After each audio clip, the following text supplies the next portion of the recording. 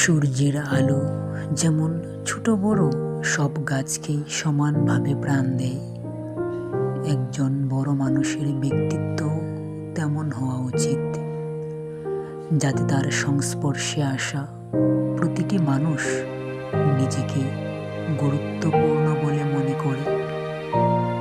এই ধরনের ব্যক্তিত্ব কেবল নিজেকে আলোকিত করে গড়ে তোলে না, বরং চারপাশের মানুষের ভেতরের সুপ্ত সম্ভাবনাকেও জাগিয়ে তোলেন।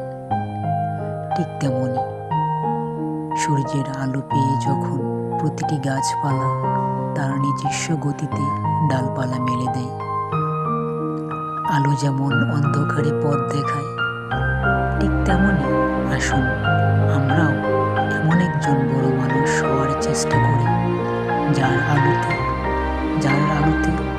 চারপাশে জগৎটা আরো সুন্দর, উজ্জ্বল ও দীপ্তিমান হয়ে ওঠে। আমরা এইভাবেই গড়ে তুলি সব কিছু।